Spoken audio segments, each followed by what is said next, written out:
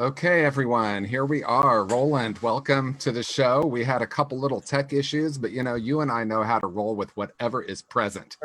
So I just want to say welcome to the show, and everyone, this is another conscious recovery conversation. So incredibly grateful to welcome to our show Roland Williams.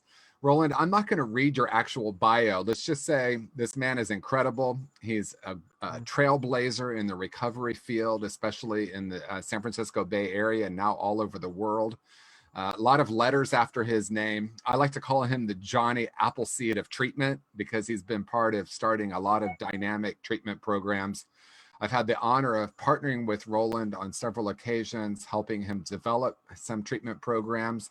And Roland, you're someone that just holds a very special place in my heart. And I don't know, you're one of the people I dedicate my book, Conscious Recovery, to as a pioneer in this field. So welcome to the show. Thank you, TJ. I appreciate you. And I got a lot of love and respect for you. And I'm really proud of you and the work that you're doing. And so the feeling's mutual. And thanks for inviting me to the show. Thank you. Absolutely. So our topic today is really trusting that the conversation goes wherever it needs to go. But a starting point for our conversation is recovery is a verb. And I know that is the title of your workbook that came out some time back. So let's start with why that title. Where did that come from, and why recovery a verb, and what's the importance of that for you? Well, the workbook happened actually. The title has been in my head for years. You know, you and I both celebrated milestones in our recovery just a few days apart. And I think, well, you had 35 years, I had 34 years. Oh, I'm 34. We're the same year. Both so we're just a few days apart. Our clean day's just a few days apart. Your recovery seems so much more mature than mine. Yes, of course. So, anyway, but I've been working in the field since I had 6 months clean and sober, because back in 1986, you didn't need any credentials to get a job working in this business. And thank God that's changed. And I didn't have any other work skills. I didn't have a career before I didn't start working until I got clean. So this was the only job I could really get. And so for the last 34 years, 33 and a half years that I've been working in this field, a lot of stuff has kind of stayed with me, you know, as I've worked as a counselor, as an educator, as a consultant. And the thing that really stuck with me is that recovery is about action. Yeah. You know, and we are good talkers. You know, my grandma used to say, that boy can talk a cat off a fish wagon. You know, we can talk very well and we adapt well, and we learn the language of recovery pretty quickly. But true recovery, in my experience, is not what we say, it's what we do. So in the back of my head for years has been this idea that recovery is a verb. I probably heard it somewhere, I don't remember where, but I just know the concept that recovery is about what you do and not what you say. And what happened is that I had a surgery. I had a motorcycle accident in Thailand, and I had a surgery, and it had me laid up for a couple months. And I was at home in my home in Arizona, because I moved from the Bay Area, the San Francisco Bay Area, to Arizona 4 years ago. And I decided I was going to do something positive with that downtime.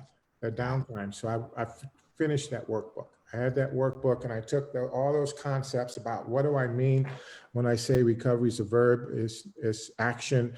What kind of action do people really need to take in order to have what might be considered really quality, sustainable recovery? And that's where it came from. And I still believe that. Yeah, me too. And I love that. I love where you and I intersect in our work. There's a lot of power there. I want to, usually we wait till the end of the show with contact information, but because we just brought up your workbook, how do folks get it? How do they order a workbook? It's there's an electronic version on Amazon. Great. On Kindle. So you can go to Kindle, or you can just go on Amazon and put it in Recovery's a Verb, and you'll see the link to the electronic version. But I would get a hard copy of it because it's actual workbook. You can write in the workbook. And you could go to my website, rolandwilliamsconsulting.com. You could email me at rolandwms@mac.com, and I'll send you an order form. Or you can call me directly at 415-845-1174. And I'm on Great. Facebook, Roland Williams. You can go and find me on Facebook, and I'll send you an order form or show you how to get one. Great. Well, that's exciting because I Thank know you. I have a lot of respect for your years of experience in this field. So I have TJ, wait a minute. Before you say that, can I say something else? of Because course.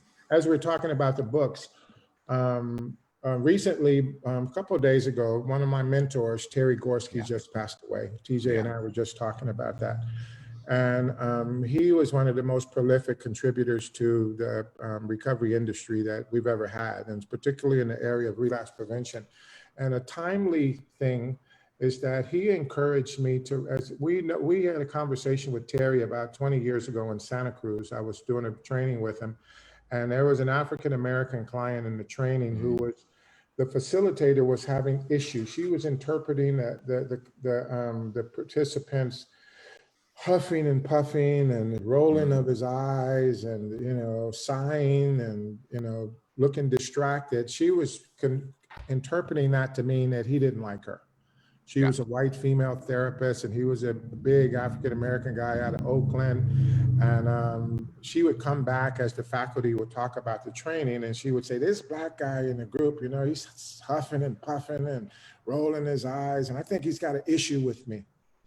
But the deal is that the guy weighed 400 pounds. He was a big man, and those little chairs weren't comfortable, and it was hot in there, and he had a three-piece suit on, and he was uncomfortable. And she took that, she read something into what she was seeing and concluded that it was because he didn't like her because she was white. Wow. And I intervened then and said, I was the only person of color on the faculty. And I said that, I don't think that's what it is. I think that he's uncomfortable. Matter of fact, I had talked to him. She didn't bother to talk to him and ask him how he was doing. I did. And he said, man, these chairs are killing me. I'm burning up in this suit. My feet hurt. And, it's rough. I'm barely getting through the day. Had nothing to do with her. So I came to Terry after that. I said, and then we were talking about relapse warning signs. Terry had written the 37 warning signs. And I said, I think Black people have some different warning signs. And at that time, I was working with physicians. I still do. I work with physicians and attorneys that are addicted. So I had a physicians group in Sausalito for addicted physicians and attorneys. And he said, well, you think Black people got different warning signs? I said, we all have common warning signs, but there are some warning signs that are different to people based on their gender, their sexuality, their profession, their race, their religion. And he said, well, if you believe that, then you should write about that. And he encouraged me to write. And the first book that I published was called Relapse Prevention Counseling for African Americans. Fantastic. And with that, I wrote relapse warning signs for African Americans, and then followed that up with a workbook. So if people are interested in reading, and nowadays people are with the Black Lives Matter and all the issues around racial injustice, and people are trying to learn more about African American or Black culture, these books might be interesting to people as well. So there are three titles related to African American issues in relapse prevention and recovery. If you're interested in that, you can also get that on the website or email me, and I'll send you an order form. Great. And you dove into the topic that I was going to say for a little bit later, but here it is present. I definitely wanted to honor Gorski, and I know that, I've done the Gorski training with you, and it was phenomenal. But let's talk about what's happening in our culture with African Americans and racism and systemic racism. And one of the places, because there's a common language now, intersectionality is a common conversation now. And I think the intersection of addiction treatment and the African American experience, and I recognize that no one person speaks for an entire community, but you are unique. I'm just going to be really transparent. Unfortunately, you're unique and one of the few pioneers in this field that's African American. I know there are others, of course, but you and I have had this conversation about these different communities, whether it's race, sexual orientation, gender, as you just mentioned. What are some of the ways that we can, quite frankly, reach more African Americans and be of support to them, to offering more treatment and making it more accessible, because as you've said, there are unique issues. And this is a moment when I just want to say, finally, you know, a lot of this is coming up that has been buried, you know, quite frankly, for 400 years, but even in the addiction field, you know, for as long as, you know, I've been around and you've been around in support groups and treatment, I look around the room and it's pretty much white. So I would love to hear anything you have to say or offer in that conversation. Well, I think one of the biggest barriers to programs and providers addressing some of the unique issues, and not only in order to address the unique issues, you have to get the clients in the door. So how, first of all, how do you make your practice or your program welcoming to African Americans, to Black people? You know, and by the way, the terminology African American and Black is interchangeable. Some people may have a preference, but most Black people don't care if you call them African American or Black. Don't call them colored. Don't call them colored. Don't call them Negroes. You know, call them African American or Black. So if you hear me switch those terms around, I do it regularly. But I think that are you doing anything to attract that population? See, a lot of times programs don't even want the population in there. And a lot of people say, oh yeah, we treat Black people. We like Black people. But reality is that there's only a certain kind of Black person that you feel comfortable around. You know, you may be comfortable around a certain kind of Black guy, but would you be comfortable around a Lil Wayne kind of Black guy? And some of you don't even know who Lil Wayne is. Would you be comfortable around a Colin Powell kind of Black guy? The same way you might be comfortable around a Malcolm X kind of Black guy. And so we say people are cool with, I work fine with the gay community. Okay, that's cool. You may be comfortable around a gay person like people that we know, TJ, like you. Or would you be comfortable around a transgender person? Like Sylvester. You know, I mean, or some, you know, so it's, you know, we say we're good with dual diagnosis. You might be comfortable with a person with major depression, or you're comfortable with working with a paranoid schizophrenic. And so, first of all, you have to recognize, like you said, that there's no one person that speaks for the whole community. There's no one representation of Black people in this country. The thing that Black people tend to share in this country, like any oppressed community, is a history of oppression. And the history of oppression in the United States towards Black people has been horrendous. It's been disgusting. The unfairness and the injustice in the criminal justice system, in the education system, in the housing system, in the workforce has been disgusting. And it's been so obvious that Ray Charles could see it. I mean, it would be so obvious that anybody who says it's not there is in blatant denial. You know, we would have thought when Rodney King happened, when we saw on video, this Black man handcuffed, beaten with nightsticks over and over and over by what, 5 cops on video. Black people weren't surprised that that happened. Black people were surprised that it got filmed. That they caught him. They got it on tape. Now we're going to see some people. See, that's what we've been talking about. That's the kind of stuff that we deal with, that we worried about every time we get stopped by the police. When Black people get pulled over by a cop, let me say it a different way. When white people get pulled over by the cop, they don't say, is he pulling me over because I'm white?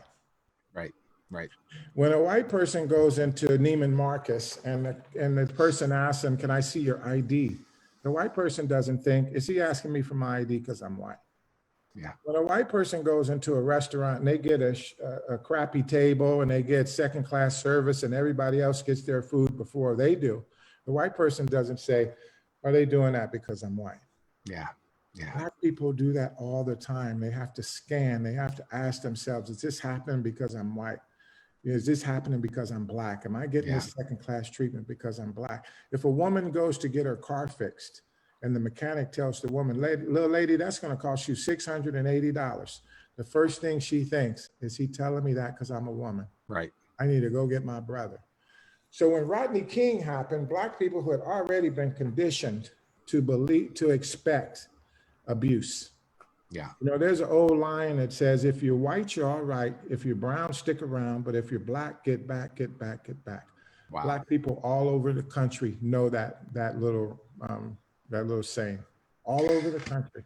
Yeah. And I think you're Wait a minute, TJ, hold on. So my point was, what I just made a long story to the point, but I'll make it quickly. My point was, when Rodney King happened, we thought as a community, basically, that now they see, now you Right. guys see what we deal with, see how unfair that is. There's no justification for that. And then those cops got acquitted. Yeah. And then it just reinforced this idea that this system doesn't care about us. It doesn't play fair. And over the years, we've seen more evidence of that, more examples of that, more examples. And this latest thing that happened with Floyd and seeing a murder on TV in our bare eye, right before our eyes. Right. It opened the door to all of those years of rage and anger. Once that door opened, everything came out. Yeah. And you know what's interesting? There's so many different avenues I could take this. One, and I want to make sure I'm going to bookmark this. I want to talk about generational trauma in a moment, specifically with the Black community. But I also want to talk about unconscious biases. And right now, as you said, this is an opportunity, but it doesn't mean we're going to wake up. It doesn't mean it's going to change. It means we have a huge opportunity. And what I want to say is, dear white people, this is not the moment, in my experience, to be pointing fingers in any direction about who's racist or what the issues are. This is an opportunity to put up a mirror. And if we look at the addiction treatment, whether that's private practice or addiction treatment centers, just having a Black person on your website does not mean you're open, right? It really is inviting us to look at our unconscious biases and beliefs. And it's not if we bring our unconscious biases and beliefs into the room, it's when, right? And so for me, and how and what do I want to do with it? So, you know, as a white person, I have had so many opportunities lately to pause and look at what's happening in my body. Is there any reaction? Is there any resistance? Is there any judgment of either white people or Black people? But when it comes to the work that we do I have assumptions about someone because of the way they are presenting, you know, their color of their skin? And as you said, where this person comes from. Am I making an assumption about someone based on what I can see rather than being open? And, you know, in my work in conscious recovery, it's all about how do I hold a space and being curious about what's happening for the client. But if I'm imprinting my biases and my beliefs on them, it will affect the client's ability to heal. Mm-hmm. So what are your thoughts about any of that? Well, I teach cultural competency. I've been doing it for years. And one of the things that I say, a paraphrase of what you just said, is that it's the idea is not to get prejudice free, because I think people are going to be full of prejudice. The deal is to know what your prejudices are. Exactly. And the deal is to identify what you bring to the table. And be mindful of your own issues so that your issues don't get confused with the client's issues. Because in a therapeutic relationship, in a provider relationship, we're the ones with the pen. So history was written by the victor. So we get to determine what happened. So when we see some resistance and some adversarial energy in the room, a lot of times we'll blame it on the client. For sure. But actually, it's our stuff, because we're not conscious in our own recovery. We're not self-aware. We haven't taken the time to look and see, what do I bring to the table? What's my stuff? And as a result of that, we tend to blame it on the client.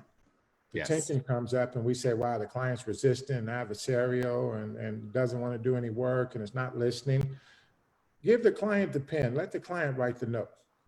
See what the client says. Client says the counselor is resistant, adversarial, won't get a word in edgewise, has his own opinion, talks over me, you know, doesn't active listen. So it's so important. That piece is so important that we look at what we bring to the table, and what we look at what our biases and our prejudgments are.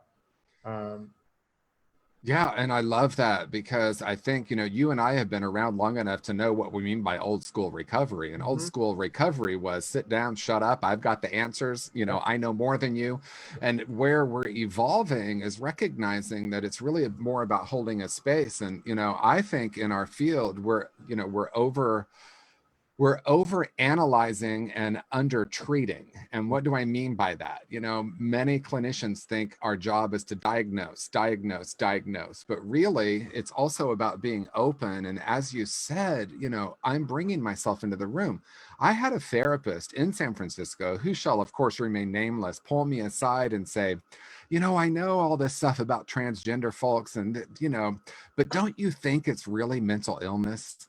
Mm, This is a therapist in San Francisco yeah. in the 21st century with that bias. Now, how is that person going to treat a transgender person? Yeah. And it goes the same with a Black person or any other, you know, I mean, I have sat in clinical meetings and heard people talking about Asian culture. And now the cultural issues are valid, but the assumptions that were made because of someone's race, you know, so I think this is an exciting conversation. So what do we do with this? Yeah, How do we think support the shift? I think the first thing that needs to happen is you have to get people's attention. And I think that if you benefit from the status quo, it's hard to have empathy for the people who don't, who are Yeah. victimized by the status quo. So, Yeah. for example, I didn't care about Iraq when the Iraq War kicked off. I really didn't care much about it because it didn't affect me. Yeah. Gas prices went up, but when my son went to Iraq, I got very interested in it. Yeah. Most people didn't care about AIDS. As long as AIDS was killing IV drug addicts and gay people, most mainstream society didn't care about AIDS. But when AIDS spilled over into the suburbs, then people started getting interested in AIDS. Yeah. Christopher Reeves didn't care about stem cell research until he broke his neck. Yeah. And then all of a sudden he was interested in stem cell research. I used to run a psych unit. Most people don't care about psychiatric illness until somebody in their family develops a psychiatric illness. Most people don't think about whether this room is wheelchair accessible until they're in a wheelchair. So all of this stuff about this oppression that happens in the Black community or any minority community or marginalized community or disenfranchised community, most people didn't think about it, but this stuff now has gotten into their living room. Yeah. They saw a murder on TV. Right. And they had heard all this stuff before about how the cops had did this and how this had happened and that had happened. But I think people started to see that, wow, these people have been getting dogged out. This, I can't turn a blind eye to the death. I can't say that this guy was resisting. I can't give an excuse for this that makes it, cleans it up in my head. And the protests have brought it to people's attention. It's disrupted their lives. Their traffic, now they have to worry about traffic in their businesses and whatnot. So now it's on people's minds. And the same thing with the Me Too movement.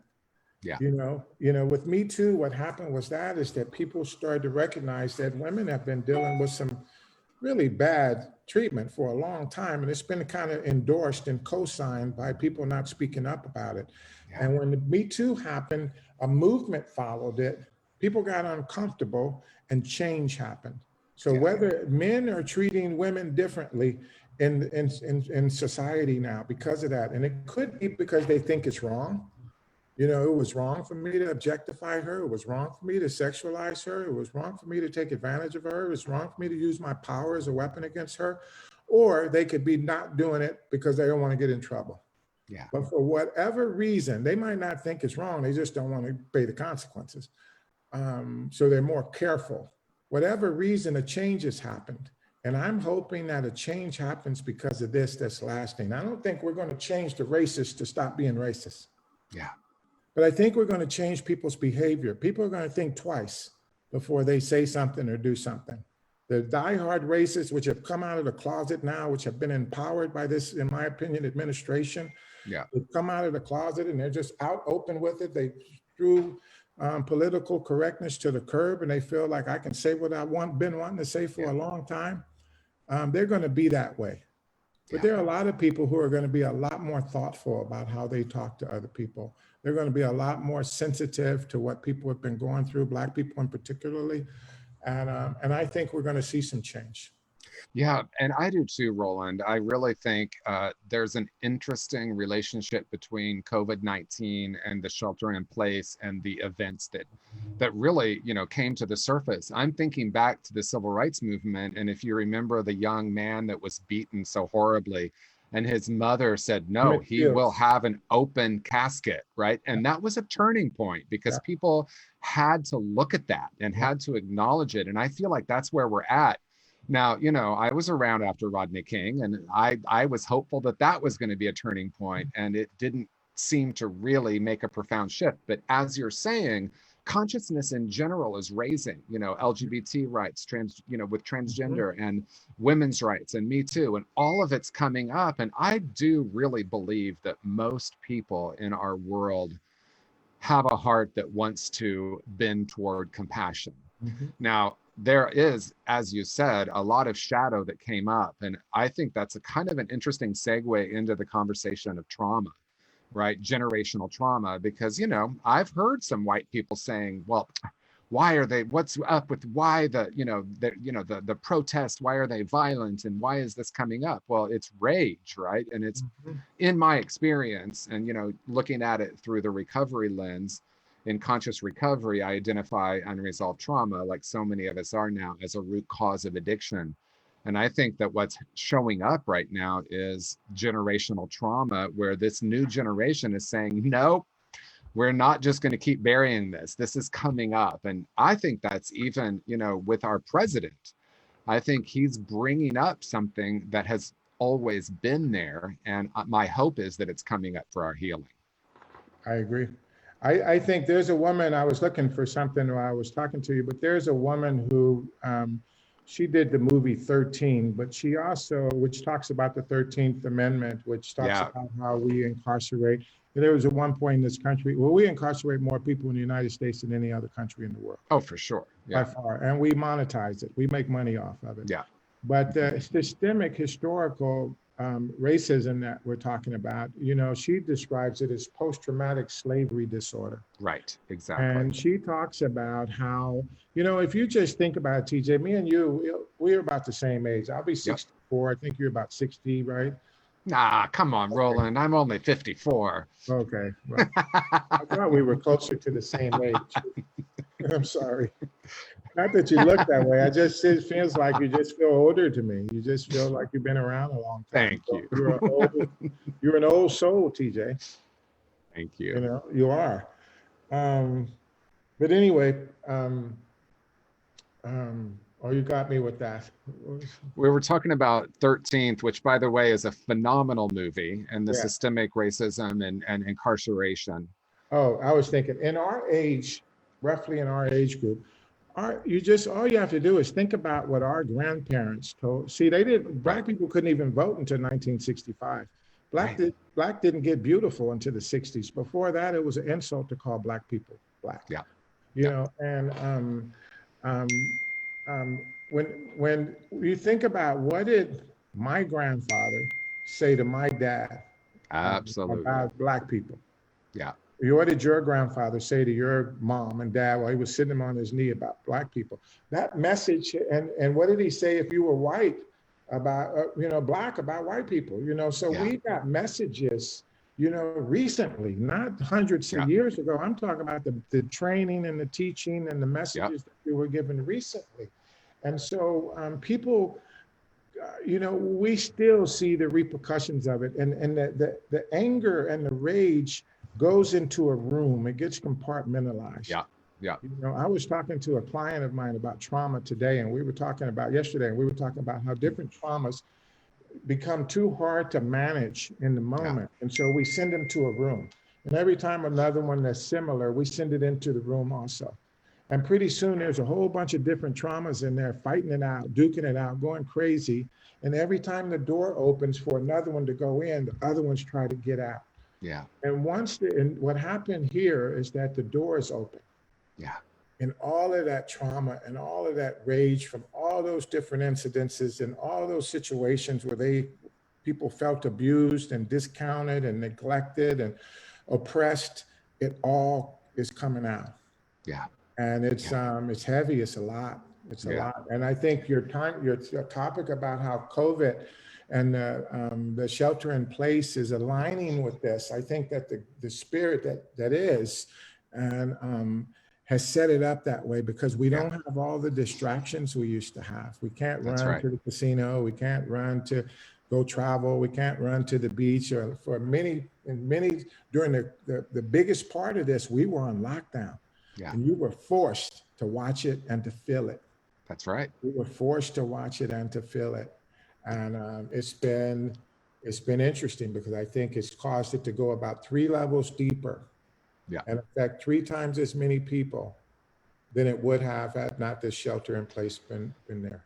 Yeah. And, you know, as you were talking, I was thinking about, you know, a big part of conscious recovery is a recognition that life is energy, right? So it's not only what my grandpa said, and God knows I heard him say all kinds of racist stuff. You know, he was totally okay with me being gay, but not okay with my sister dating a black man. So there's a lot of levels to that. But it's really about energy. And, you know, one of my dear friends, Helen, who sings at Agape Bay Area, where I'm a minister, she grew up in Mississippi. I never say a person's age, but she grew up in a time where if a white person walked toward her on the sidewalk, she needed to step off the sidewalk. And what's profound about that is no one ever instructed her to do that. She just saw the generations before her step off the sidewalk and look down when a white person walked toward her. This is a person that's alive today. So if we're saying, because trust me, Roland, I've heard white people saying, aren't we over that yet? That was hundreds of years ago. Well, no, there are people alive today, right? Let's not even look at the generational trauma, but are that grew up with the energy of being inferior, even though no one ever said it, right? So what I look at is, what energy am I holding around all of this? You know, is there resistance for me? Is there defensiveness? Is there finger pointing? I did a whole show the other day on cancel culture. You know, we're calling people out. We're saying this is the problem. But I really, for me, the healing has to start within. And it has to, not from a place of blame, but from a place of, I grew up in a very racist culture, you know, through media, through what my family was saying, what they were doing, and the energy I was feeling. And not from a place of, I'm a bad person that needs to, you know, address this, but like, let me be curious and take a look. How are these biases affecting my life? How are they affecting my clients? Am I as open as I want to believe I am? And then I can start to look at how I heal that. James Baldwin, who was a very vocal, beautifully articulated, gay Black man that was a pioneer in the 60s, you know, 50s and 60s. He moved to Paris and to get away from the oppression that he felt as a Black man, and especially as a Black gay, openly gay man in the 50s and 60s. He moved to Paris, and then at some point he realized that the civil unrest that was going on and the increasing amount of oppression and, you know, sicking dogs and hoses and all the stuff that was happening in the Black community, he came back to America. He felt like he needed to make a stand. But he said something that speaks to what you're saying. He said that not everything that is faced can be changed, but nothing can be changed until it's faced. Exactly. So, you know, we have to actually look at it. We have to look it right in the eye and see what it is and learn about it and get out of our comfort zone. And like what you're saying, what can we do now that it's on the table? You know, like in therapy, you do therapy. So, you know, sometimes in a therapeutic situation, a client will have what we call an aha experience. Yeah. Like it's an awareness. And they're like, wow, I didn't know that. But the aha experience, that new awareness, is only the first part, because the next thing that needs to happen is action needs to follow it. Yeah. So now that you've had that aha experience, what are you going to do differently? And that's what you're speaking to. And we have to think as individuals, because I can't be responsible for what somebody else is going to do. Right. I have ideas. I'm always having ideas about what I think people ought to do, but really, I can only do what I can do. And as I think, what am I going to do different? Yeah. And how am I going to treat people?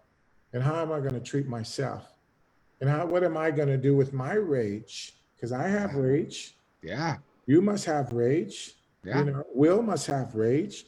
You know, so what do we do with all these feelings? You know, and so I've been really thinking. You know, I meditate every day. You know, I try to be careful about what comes out of my mouth. I'm very conscious about what comes out of my mouth. I don't feel I have the luxury of being spontaneous. and I'm trying to just be, who was that? Was it Gandhi that said, be the change that you want to see? Was that Absolutely. Gandhi? Yeah. Yeah. I want to be the change that I want to see. I want to represent that, Yeah. so, and I know that that's what you're all about, Yeah. I mean, that's it, right? Because, Byron Katie says people for hundreds of years have been trying to change the world so they can be happy, but it's never worked, Mm. right? Because I have lent, and this is the metaphor she uses. It's like I have a camera, I'm viewing the world through my lens, and my lens has some lent on it. And Mm. I believe the lens on the other person or the situation. But if I see the same situation repeating over and over again, and that's a core tenet of conscious recovery too. It's the core false beliefs that I'm holding about myself and the world, and that vibration creates more of that. And Mhm. as long as I'm blaming the world, I'm not going to be able to change. And it's an interesting paradox because sometimes people hear me saying, well, let's just ignore what's happening in the world. Not at Mhm. all. But Yeah. this is really about, okay, this is happening, but who have I come here to be in the midst of this? Mhm. TJ, can you say more about conscious recovery and kind of what are some of the major philosophies that make conscious recovery different and why it's catching on the way it is and why people in treatment centers all over the country are embracing it and wanting to have conscious recovery be part of their treatment model? Can you talk a little bit more about what makes it different Yeah. and unique? Thank you, Roland. I mean, the key principle is that underneath all addictive behavior is a whole imperfect person. When I started working in the field about 12 years ago, I quickly realized that most modalities were looking for what's broken, right? We're diagnosing. We are sitting in clinical meetings. You and I've sat in clinical meetings, and clients get labeled, as you talked about earlier. Well, they're drug seeking. Well, no shit, they're drug seeking. They're in early recovery. So Mhm. I come in with the spiritual approach, and what I mean by the spiritual approach is what happens when I look for what's broken. What does that create in the room? So the basis of conscious recovery is we all came into this world as these beautiful spiritual beings, and then we get programmed. And it's actually perfect conversation. We get programmed because of our gender, our race, our socioeconomic status. And then we develop a belief that we're broken, right? And so shame, disconnection, and trauma are the root causes of addiction in the conscious recovery method. And then we look at not how we can move forward into recovery only, but also how we return to our essential nature. And Mhm. then recovery is more about unlearning. And as clinicians, the observer effect is powerful. We know in the quantum field now, what I look for is the observer creates a higher possibility of seeing that. So the training with conscious recovery is helping people check their biases, looking at them, and then inviting them to start to look at their clients with the innate knowing that within them is the ability to heal. You and I have talked about that paradox. They can't do it alone. I couldn't do it alone, but Mhm. ultimately there was a place within me that always wanted to heal, that's always moving toward wholeness. So that's the basic Mhm. principles. And how are people, besides what books do you have? I know that you have your first book, but I think you just finished another one. You have more than, you're working on another, or you finished another publication? Yeah, so my first book was Conscious Being, and it also has a workbook, and then Conscious Recovery with a workbook. And I'm working on my new one, which is coming out in December. It's actually pretty much ready, but we're waiting because we think it's a great end of the year. And it's called Conscious Creation. How do we create our life, not from an unconscious way, but in a more conscious way? Wow, that's pretty cool. That's Thank pretty you. cool. And if people, what kind of feedback are you getting? I know it's always interesting for me. I've worked a few clients through my workbooks, just Yeah. done it as a private session, just worked them as a private arrangement to just work them through the whole workbook. And it's been Yeah. really cool to see that. What kind of feedback are you getting from people that are doing? Well, the response has been incredible. Right now, we have 8 different treatment programs in the Bay Area that are using the conscious recovery method. And it's a whole system of care where they walk clients through the book, the workbook, but it's also interactive groups. Mm. It's some of the same groups that I used to facilitate back at the program we worked at together, right? So It's that whole system of care, and the feedback has been phenomenal. I have 3 programs this week that are signing up, and then I'm working on a deal with one that's nationwide. So the response has been incredible because I think a lot of clients are looking for a new approach, right? Yeah. 12-step, the medical model, all of them are great. They're all great. And for some people, they want a different tool. So this is something that will enhance anything anyone is doing. It's not in any way considered or intended to be an alternative to anything, but something that can Yeah. enhance what It's other an people are doing. add-on. It's an additional Exactly. resource. That's how I look Exactly. at it. Do they get to work with you? Do you actually get to go to these programs that are using your model, and do they get to see you and get to work with you? So at this point, I am primarily training clinicians. I only work with clients now at Altamira. I go in and do a monthly workshop, 2 days a month, going in doing conscious recovery. I also don't work with clients individually anymore, but I've now certified conscious recovery coaches. Adriana Popescu, who you know is amazing, she's one of them. So I do in some ways miss working with clients directly. I Mhm. still get to go to Altamira and do that. But you know, our good friend Krista Gilbert, Dr. Krista Gilbert, one time I asked her, you know, do you miss working with clients? You know, do you miss that? And she said, I do, but I also know now I'm gonna be a part of helping transform lives that of people I'm never gonna meet. Mhm. And when she said that, I thought, wow, yes, I do miss the one-on-one, but it's also something that's much bigger than me Mhm. and something that I know is part of bringing, you know, a new approach to the whole industry. Mhm. And I know when I was get asked that question because I was often when I worked like that, I was often in a director position. People would ask me, do you miss working with the clients? And I would think, well, you know, my staff are now the clients. Yeah, So it would, you know, I would be doing group with the staff. I'd be doing sessions with the staff. But um, yeah, I think that's really very cool that you have added one more resource because there's thank no you. one size fits all. That's been one of the biggest problems with our business for the last Yeah, 80 years, that we've been yeah, thinking, trying to squeeze everybody into the same healing model. And any time that people said, I don't like that, you know, I don't like meetings, I don't like AA, we tell them to keep going till you start liking them. We right, tell them they exactly. were in denial and they were resistant, and then we'd beat Yeah, them up. And when people didn't like groups or they didn't like parts of what we were doing, we blamed it on them. right. And now at least we recognize that people are complicated, and the addiction shows up, and the healing that needs to happen is so different for the different clients that Yeah, we need to have different approaches. yeah, What keeps me and you absolutely. clean and sober might get somebody else loaded.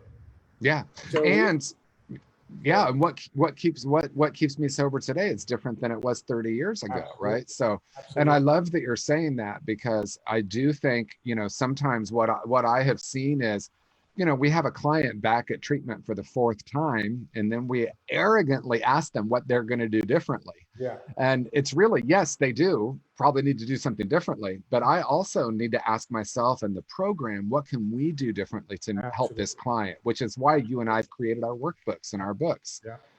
Yeah. Yeah, absolutely. And then we know we get people that come into rehab. Part of the admission criteria is that we have a drug problem or an alcohol problem. Then you get into the program and you start acting like somebody with a drug problem or alcohol problem, and we punish them. Exactly. Yeah, that goes back Out to of the the program. What are you doing that for? Why are you acting like that? Oh man. Yeah. wow. So we have about 15 minutes left of this conversation, and there are just some different directions we could take it. But I'm curious for you at this moment, what might be a topic or a conversation you'd like to have? I know we can talk about innovations in the field and new approaches, but anything that you feel Well, you strongly know, about. I feel strongly about relapse prevention. Right. You know, I mean, I do. With on the heels of Terry Gorski dying, and he was a pioneer in the idea of relapse prevention. And I've seen so many people relapse recently. You know, the Yeah. part of the COVID and the shelter in place thing, people don't have a lot of other things to do. They're drinking and drugging. They can't get to Yeah. the meetings the way they were getting to the meetings. Zoom meetings have kind of stepped up, and that's been a Yeah. great resource for people. But some people aren't technically savvy. Some of the newcomers don't have smartphones, or people still struggling in their addiction, it might be hard for them to get to a Zoom meeting. Yeah. And so I'm seeing a lot of people relapse and die. I've lost a Yeah. lot of people, and I'm sure you have too, in the last Yes. couple months. Yeah. And I also think, as we were talking about before this, people are going to look back on 2020 and they're going to ask themselves, you know, how did I get through 2020? How did I get through COVID? How did I get through the riots? How did I get to the looting? How did I get through the election? How did I get through the politics? How did I get through the Zoom stuff, you know? And, you know, the question comes, you know, like, it's easy when it's easy and it's hard when it's hard. Like, Yeah. what do you do when it gets hard? And so right now it's hard. You could get, we all, I've always said this, like, life is in recovery, and life in general is like a mini series. You know, it's like a Game of Thrones or something. Every week you don't know who's going to be dead. You don't know what the plot's going to be, what the storyline's going to be different. The main characters, their agenda's going to be different. New characters might be introduced. Other people will fade out. And that's how life is. We have different chapters in our life. You know, we were together at one chapter in your life. And this, like you said, where you were 30 years ago is totally different than where you are now. Where you are now is different than where you were 12 years ago. Right. And the same with me. And so we can't get too attached to any one place, because this too shall pass. And one day it's going to get rough. You're going to be called upon. You're going to be called upon to have to step up in terms of your recovery, in terms of the way you present yourself to the world. And are you willing and able to do what you need to do? What are you going to do when it gets tough? And right now it's tough for a lot of people. Yeah. And right now, a lot of people's recovery is suffering. Their self-care is suffering, because some people don't have the resilience and the resources that they thought they had. So I'm curious about your thoughts about that. Yeah, absolutely. I mean, that's been one of the, you know, just to be really honest, that's been one of the difficulties for me personally with the shelter in place.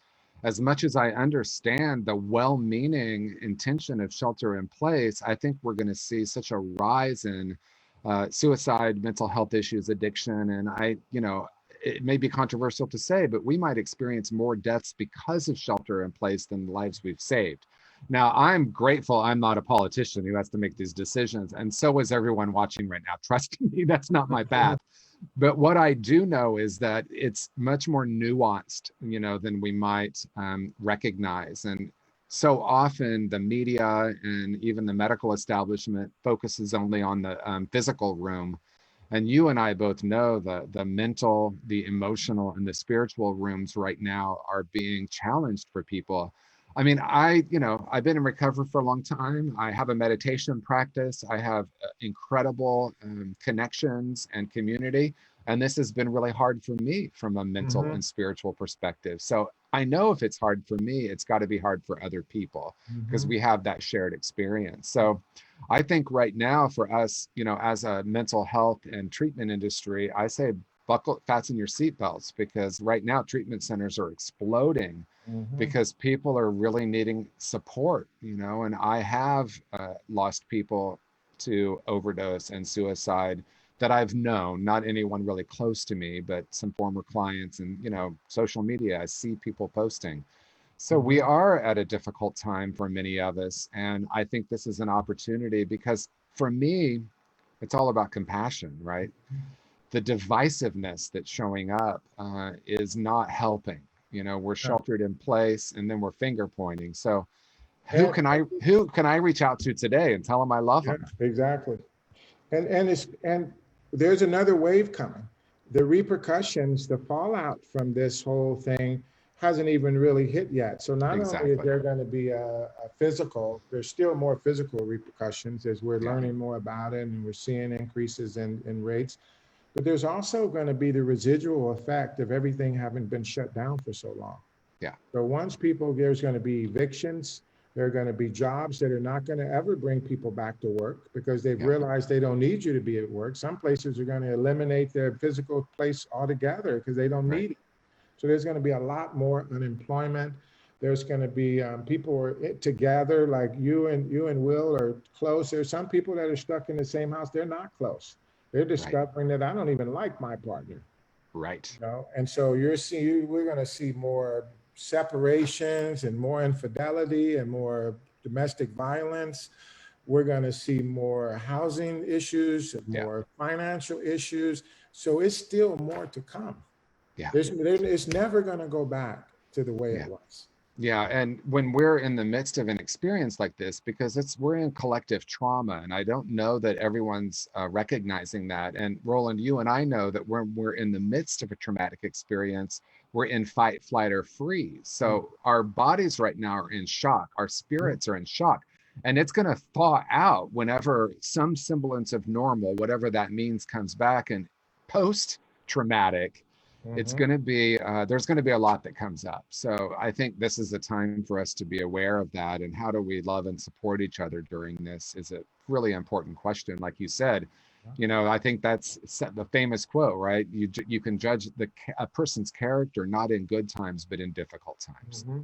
And I know myself, it's been challenging. It's been challenging for me to stay open and supportive, and I know if that's true for me, that's true for other people. And part of it for me is honoring whatever I'm feeling and experiencing, right? It's okay to be sad. It's okay to be happy. It's okay to be grateful, and it's okay to be anxious right now. And angry.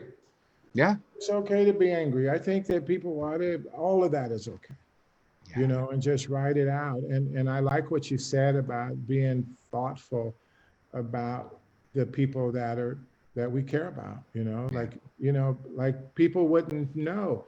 Like a lot of us, and me and you are both probably in this bag, we're good at looking good. A lot of people think we're okay. Oh, TJ's okay. He's got this going on, that going on. Roland's okay. He's doing this and doing that. And they don't know that we're hurting too. Yeah. That we have our moments that it's hard for us, and I'm so grateful that I've got friends, and I know that I could call you anytime and say, TJ, I need to talk, and I know you'd be there for me. And I've got people all over the world, and I utilize those people. Yeah. I give permission to people to call me and give me feedback, and I ask for feedback, and I try to do the same thing. I don't assume, when we talked about don't just assume that people are a certain way by the way they look at them. That goes the opposite effect too. Don't just assume that people are doing okay because they're not asking for help or because they're not telling you that they're hurting. Most people are hurting right now. Yeah, on some capacity. level. Yeah. And as we move toward closing, I actually want to, have a little personal moment with you, because I went through a very difficult time 9 or 10 years ago. And you are one of the people that showed up with unconditional love and support for me. And, I thank you for that. But I also want to acknowledge the importance of that, because I had people that were judging me. I had people that were, not supportive, to say the least. And, one of the things, our common friend, Dr. Bridget Lang, said, if my recovery's in trouble, I'll pick up the phone and call Roland Williams, right? So we know that we're here for each other, and the profound difference that one person can make, right? Because I was experiencing some shame, and you were someone that just showed up, and you didn't even ask me the story. You just said, I'm here for you, right? And that's, it's something that really, really, really carried me through that time. And it was transformational. So the difficult times, we hear shift happens, and we know where that came from, but it's also fertilizer, right? And right now we're in the midst of fertilizing something new in our culture and our society. So in closing, Roland, anything you want to say? I just want to say thank you for participating today, but is there anything you want to say to our viewers right at this moment? I just appreciate you, TJ. I've got a lot of fond memories of you, and I was able to come to the wedding, and it was beautiful. And I've been able to watch you go through the ups and downs. I've been able to watch you persevere. I've been able to watch you build and grow, and it's been cool to watch from the sidelines. And I know you're a good person, and I think that what's needed in this country is us figuring out a way to come together. Two things that really have impacted me that I'll never forget. There's one when Obama got elected. Yeah. And I was watching the inauguration on TV. Yeah. And what it was less about Obama as a person, but just the concept, the process that this country just elected a Black man. And I'm looking at white people, Asians, Hispanics, old people, young people, all this like collage of all kind of different people smiling and happy and together and excited. And that I cried. I didn't think I would ever see anything like that in my lifetime in this country. And the second thing that happened is this weird, because it was caught me so off guard. I was in a little town, an all white town, where I do some work up in Northern California in Auburn. It's pretty white. And I was driving back from getting something to eat, and I saw a commotion. And what it was all of these white people, these young, there were no black people in Auburn. I don't think any black people, if there are, it's just a handful.